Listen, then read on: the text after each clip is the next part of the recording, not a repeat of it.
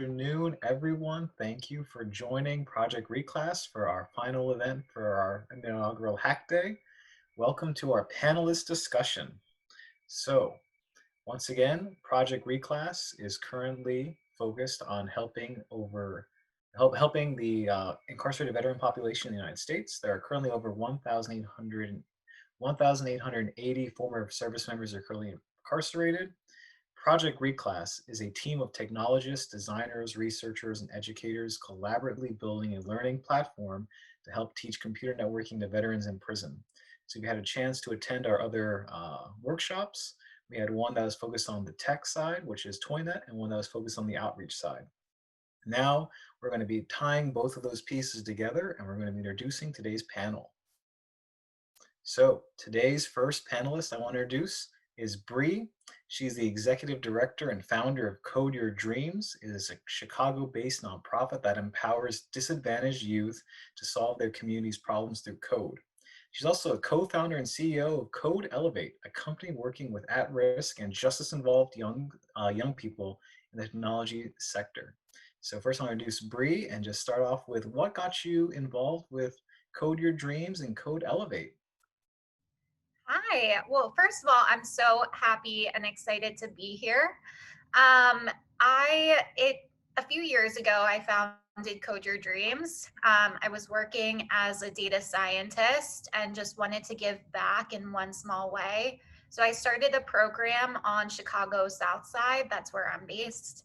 And there were a few things that really surprised me. Number one was opportunity. So none of my students had access to computer science classes at their schools. Number two was half of my students didn't have internet and computers at home. And then number three was that half of my students didn't have even very basic science teachers at their schools. And so these things kind of rocked my perspective, got me into doing a lot of investigating into the inequities that exist within the education system. And so that's when I knew I needed to grow and expand the programs that I was doing. Perfect. We are very excited to hear about the work you do and how that works with everything else that people are trying to do in the criminal justice system. Next, I want to introduce Major or Dr. Brandon Archuleta. He is a 2006 West Point graduate.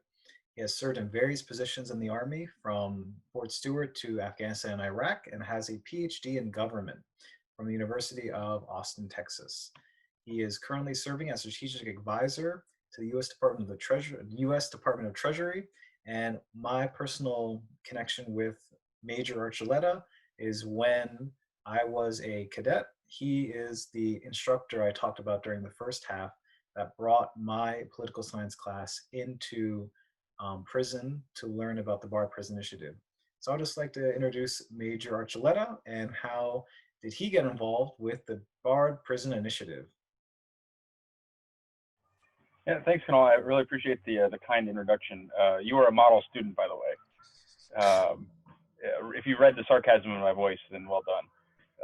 In any event, so I first became interested in prison policy and criminal justice reform, specifically when I was on the faculty at West Point, and we took a group of cadets to the Bard Prison Initiative, which is an education program that is providing inmates the opportunity to earn a bachelor's degree before they return into society, so that they've got the skill set and the education and the broad liberal arts to contribute to society and to mitigate the risk of recidivism down the road as they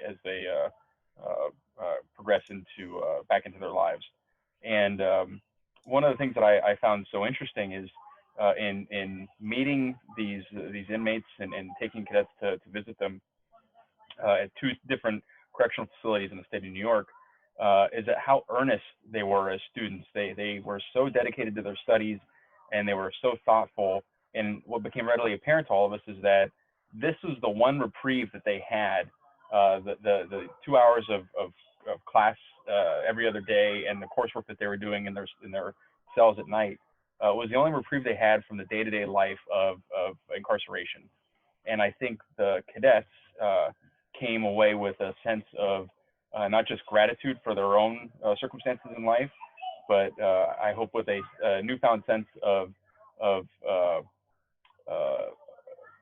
energy and enthusiasm and interest in making the system better for all who all Americans who are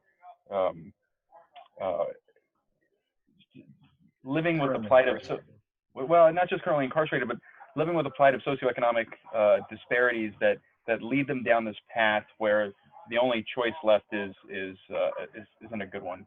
And I'm looking forward to getting into this conversation with you all. Thank you, sir. Next one I'll introduce is, Maria Thornton. She's a political scientist with experience in criminal justice policy and prison reform. She's researched mass incarceration and the death penalty. She's worked as an asylum officer for the European Union before joining American Corporate Partners. So, Maria, I'd like to introduce yourself and tell us a little bit about American Corporate Partners. Hi, thank you so much. First of all, I am moving. I'm in Washington right now, so I'm moving back to New York this week. So everything's just been a mess, and my laptop has not been working as it, so bear with me today. So my work with ACP, American Corporate Partners, what we do is we work with veterans, so post 9/11 veterans who have served, either they could still be active service or transitioned several years ago or about to be transitioning, and we pair them up with corporate mentors in our program who help them make that transition from the military to the corporate world and the civilian life. And you do a great job with all of these. I've seen your posts on I've seen American Corporate Partners posts on Instagram and Facebook, and you guys do a lot of good work. Thank you. We try. I will definitely relay that message to the social media team. Yes. And then finally, I'll introduce Mr. Aaron Forringer. He is a veteran who served, and this is very near and dear to my heart. His first duty station was Camp Casey, Korea. My first duty station 20 odd years later was Camp Casey, Korea. He also served in Fort Drum, Panama, Somalia, and was then a criminal investigation, a special agent as a criminal investigation officer. He did criminal justice and is a retired parole agent who served in Philadelphia during his time and worked with parolees as they were getting ready and getting back into life. So I would just like to ask Mr. Forringer, what does it mean that you were a special agent for the USCID?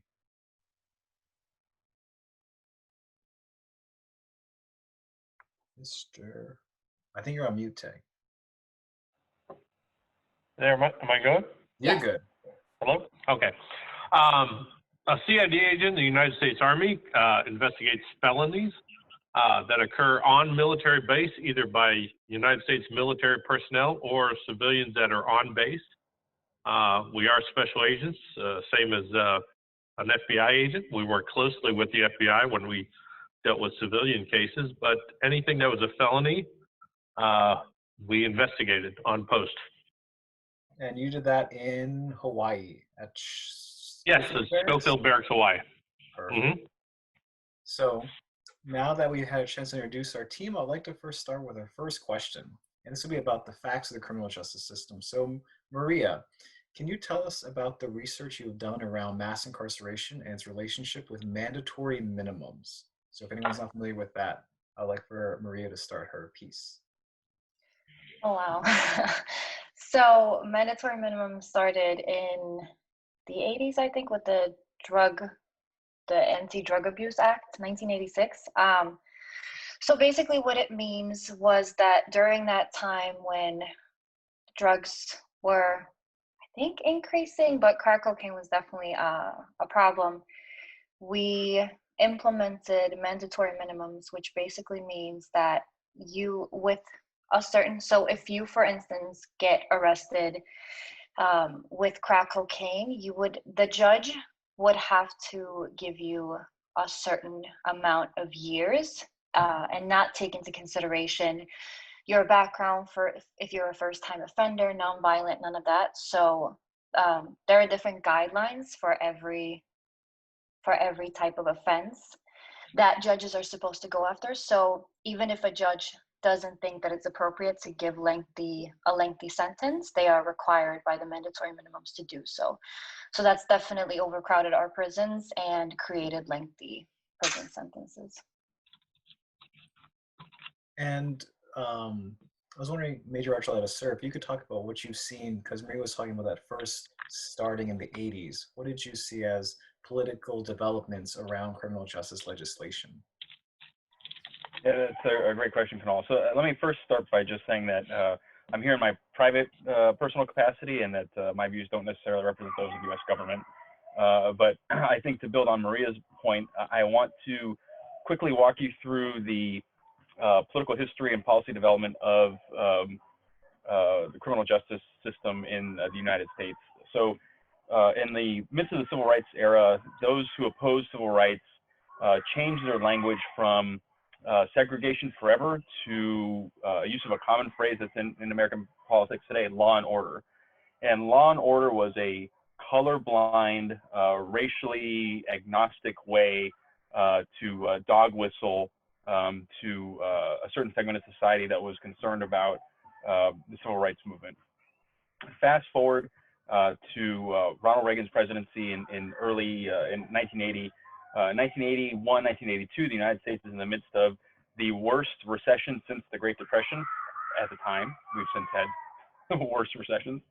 And the plight in urban blue-collar, especially Black America, is under siege economically. So one of the challenges that we see in the 1980s is this rise of law and order coupled with the war on drugs. So in 1982, President Reagan officially announced the war on drugs. In 1984, Congress enacts the Sentencing Reform Act, which starts to change the laws with regard to judicial discretion in the criminal justice system. So one of the challenges at the time was a disparity in sentencing across the nation for the same crime, but because judges at the time were applying their own discretion, you know, a Black offender in Wisconsin was going to get one sentence, but a white offender in California was going to get another. So Congress thought it was trying to level the playing field by introducing this notion of mandatory minimum sentences in 1986 with the Anti-Drug Abuse Act of 1986. So 1984, we get sentencing reform, and in 1986, this is where Congress starts to really bind the hands of judges, imposing mandatory minimum sentences of 5 to 10 years, depending on the offense or infraction, as Maria rightly pointed out earlier, with a maximum sentence in some cases of up to 40 years. And so now what we start to see is public defenders overwhelmed by the system, a huge increase in the federal law enforcement vis-a-vis drug crimes, and going forward, the Anti-Drug Abuse Act of 1986 says we're going to impose mandatory minimum sentences and we're going to get tough on drug crimes. DOD got involved with its wars in South America. We start to see the DEA and its budget explode, the FBI, and so on and so forth. But that wasn't it. Fast forward to 1988, Congress amends the 86 Anti-Drug Abuse Act and makes it even tougher. And it says that if you've been convicted of a drug abuse, you now no longer have access to public housing, federal welfare programs, and so forth. So people are getting sentenced for their crimes. They're coming back out into society, and they have no social safety net to protect them. And one of the challenges here is that we start to see public defenders overwhelmed by the system, as I mentioned earlier. And so there's this encouragement, this perverse incentive to encourage potential felons or criminals to plead out. So you can impose a 40-year sentence on you. This could be pretty bad. Or you take the mandatory minimum of 5 years and get a reduced sentence, but you got to plead guilty right now. And so it's just this perverse incentive to get potential or alleged criminals to plead out and take the minimum sentence. So we start to see the prison population explode. But I'd like to ask Maria, because you've seen the current effects of all these like, results from the 80s and 90s, correct, with your research? Right. And Brandon, thanks so much for reminding me. There were so many things because I haven't been, so I did my undergrad in criminal justice reform and prison policy, interned and did a bunch of research. And then obviously I've been doing some other things after. So definitely appreciate, because I've definitely become a little bit rusty. But yeah, so I also wanted to add, with the Fair Sentencing Act, that we did acknowledge the fact that we were not only with the mandatory, as you were going in on race earlier, we also we had an unfair sentencing of crack cocaine versus powdered cocaine. I think it was 100-1, and you can absolutely correct me if I'm wrong, Brandon. So what that basically means that if you were found with possession of crack cocaine, your sentence would be 100 times harsher than if it was powdered cocaine. And many times that was racially divided between the two. So. Maria is absolutely right. And so if anyone is ever, if you're at all familiar with how drugs are processed, so powder cocaine is much more refined, it's much more expensive, and so it's a drug of privilege. Crack cocaine is stepped on, it's refined on a kitchen top stove, and it can be basically the volume of drugs out of crack cocaine can be greatly expanded and sold on the street at a lower price point per ounce, but actually you're selling far more ounces than you would of powder cocaine. So what we see is this disparity is racial because it's socioeconomic, and so it's privileged white kids who are using powder cocaine. It's disadvantaged black and brown kids who are using crack cocaine. And so this is where the institutionalized racism of the system starts to come in, as Maria alluded. And that's something I want to talk about. How are we trying to break out of this? And Mr. Forringer, sir, I want to talk to you about, you've seen people who were in the system, who were in this wheelhouse. How have you seen education play a role in the lives of parolees, like we discussed earlier with the two examples? Education is probably one of the key factors in stopping recidivism. If they dedicate themselves to education, to job training, to skill development, it diverts them greatly. If I often tell the guys when I was supervising them, if I know where you're at 40 hours a week with a job, I don't have to look for you. I know that you're going to be working. And then when you're working, I know where you are another 8 because you're tired from working and you will go home and go to sleep and you won't be out running the streets and stuff. But back to the issue with the drug war, I worked for a short time inside the prison, and I've seen a grandfather selling with his grandson because the grandfather was still in, and by the time his grandson was old enough, he had committed a crime and now was in the same cell block with his grandfather. So this laws that started in the 80s has just continued onward, and the prison population it's a multi-generational thing. And you were able to see, could you explain those 2 parolee stories you were discussing earlier? I supervised a lot of parolees over the years, and the success stories are not dramatic. They're not, a guy comes out and he just, whenever they come out, they have a plan, they have a goal to reach for, and then you help them get through the steps to get there. I had one guy come out and he wanted to become a welder. He went to welding school. He got a great job as a welder. He was probably, I think he was making $20-some an hour, which is more than he'd ever made in his life before on a regular basis. And I even got special permission. We were in Philadelphia at the time, and we were technically not allowed to let him go across the state line to be employment, but he had a fantastic job building some sort of building in New Jersey, and I just made special arrangements with him, and so he could go be a welder and make a large sum of money as a welder in New Jersey. And parole agents really do want people to succeed. It's from our end, it's a lazy thing. If they succeed, we do not have to write reports. We just write they're employed, doing well, as opposed to having to arrest them and take them back. And guys that were not successful, guys that had returned to their original setting that they had been before they were incarcerated, if they didn't have a plan, if they didn't have a goal, if they didn't figure out the steps that were needed to succeed and get out of where they were at, they were just falling back into the same patterns of drug use and hanging out in the street corner and so forth, and go back to the exact same patterns they did that ended up in jail in the first place.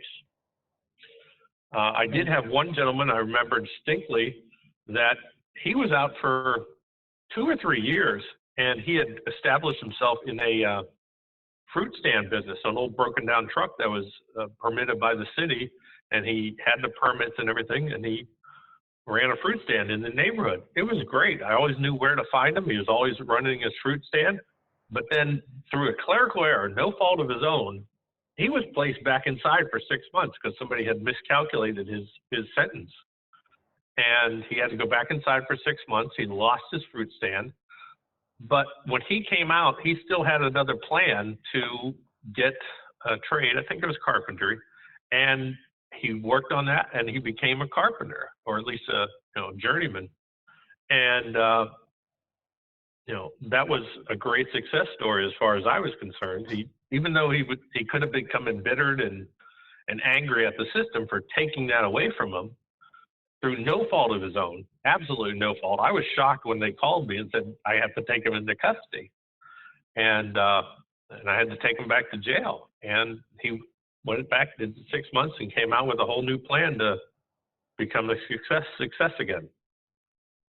And that's why I want to turn over to Ms. Caplan. So, ma'am, I want to talk to you about, how you are working with technology to create opportunities for formerly incarcerated youth or at-risk youth. Because, Mr. Forringer was on the other side. When they've already gone to jail, you're trying to help stop that entry. Definitely. So at Code Your Dreams and Code Elevate, we work with at-risk and justice-involved both youth as well as young adults. So what that means is that we're serving young people who are at the highest risk of coming into contact with the justice system, or people who have already come in contact with the justice system.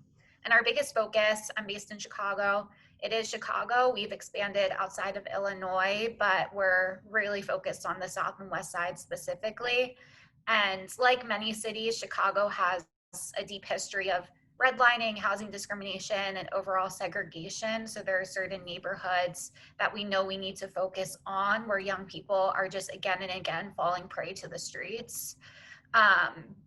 So we rely heavily on schools and community-based organizations in some of our neighborhoods to recommend young people and youth who need programs like ours to change their entire life trajectory.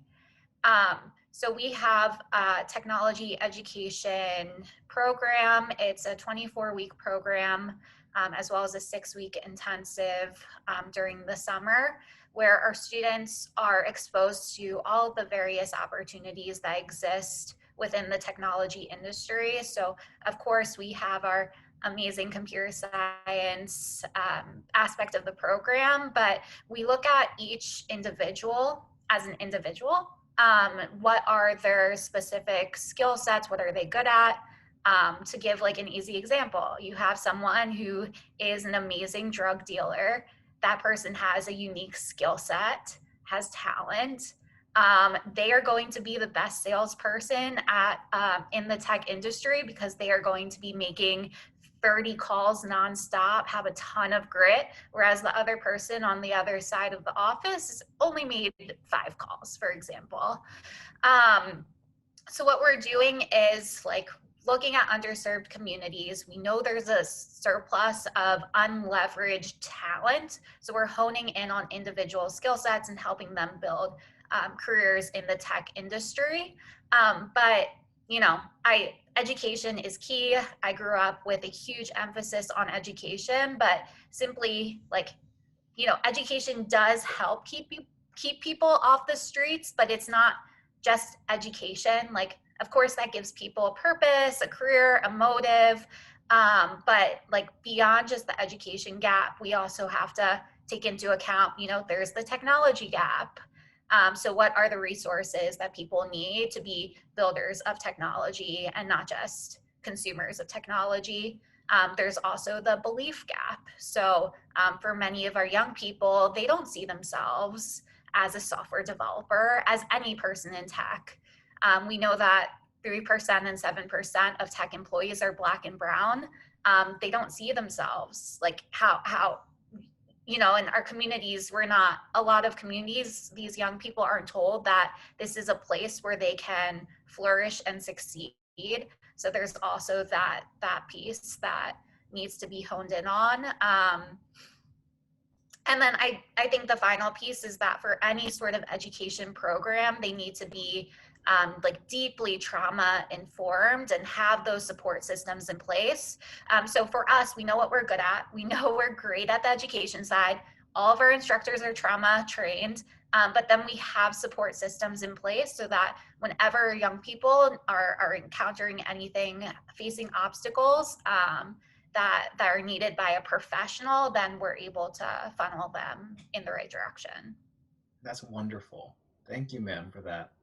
I want to now turn it over to all 4 panelists, just as a way, we've discussed a lot of resources that are out there. If they could share one resource they would recommend for, our guests to learn more about this subject, whichever one they want us to hone in on. So I just wanted a quick little segment from first start with Major Archuleta.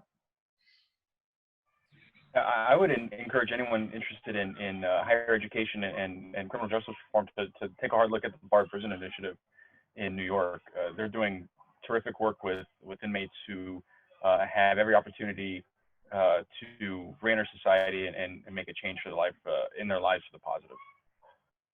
Thank you, sir. Mr. Forringer. There's a Netflix documentary if you are not ready to read a book. It's a very good one called College Behind Bars. I watched all of it. It was extremely moving, and the things those students were saying, I couldn't even understand some of it. And I was just so enamored by the grit that they had. Many of them were in prison for more than a decade, maybe 2 decades before they had this opportunity, and they were just excited to get out soon and to have something to show when they got out. And yeah, I highly recommend it as well. Miss Caplan, anything you would like to share? Yeah, I'd love to share 2. I'll be quick. The first one is the podcast Ear Hustle. It is just amazing. I had the opportunity to see them tape an episode live, and they're amazing people. The second is I would recommend go volunteer at a jail or a prison. I worked for about 5 months at Cook County Jail, just talking with people, and it's just being able to talk to people and hear life stories and perspectives really helps turn things, before everything was kind of theoretical, like a hypothesis, but it brings everything into real terms for you. And then that's a very important thing to think about, getting that reality check. Mr. Forringer? Well, I would say all those are great things, but I'd say one of the biggest things is a literacy program. There is so many people in parole and probation that have very, very poor literacy skills. And I would encourage involvement in any type of teaching people to read on a more a higher level, because literacy is so important to it, and it's so overlooked. I've seen so many people come out and could barely read at a 3rd or 4th grade level, and it's just really frustrating. So. And that's one thing that, like Miss Caplan was talking about. We want to make sure people have the skills they need, and go in there and try to do what you can. Finally, Miss Thornton, any recommendations? So yes. So also, I just wanted to add when we were talking about recidivism and education. So one thing, when you study criminal justice and you do research on it, the most important thing that any criminal justice major or does is we look at recidivism rates. So I actually did a study in 2015 where I compared the US justice system to Sweden's justice system. And for my findings, and that is still valid today because I checked the numbers, we have some of the highest recidivism rates globally. So I actually looked, and the Federal Bureau of Prisons, they have actually listed, or the Department of Justice actually, they've listed that the most important and urgent prison reform, and when we talk about decreasing recidivism rates and increasing public safety, is offering education to inmates. And they specifically say research shows that inmates who participate in correctional education programs have 43% lower odds of returning to prison than those who do not. And then the Federal Bureau of Prisons has announced that they are launching a pilot program to determine the possibility of a blended education model that combines classroom instruction with online education. So that is why Project Reclass is extremely important. So you guys are doing an amazing job. So things that I would recommend, I think that the other panelists have brought up some really important things. I would absolutely. So one of my mentors was Bryan Stevenson, way before Just Mercy was a movie and everyone was talking about it. I was very, very passionate about Equal Justice Initiative. They are doing an amazing job. So if you have the opportunity to read some things that Bryan Stevenson has written, I also always recommend The New Jim Crow when you're new to the justice system. And also, since I've been very focused on mass incarceration and drug war, I do always recommend, there's a specific book, Drugs and Drug Policy. So yeah, those are my recommendations. Thank you. Yeah, Yes, for showing that. And thank you, Major Archuleta, for highlighting what she was saying. I'm glad you had it right there at your fingertips. I want to now turn it over to Tay, and you can go through the question and answers.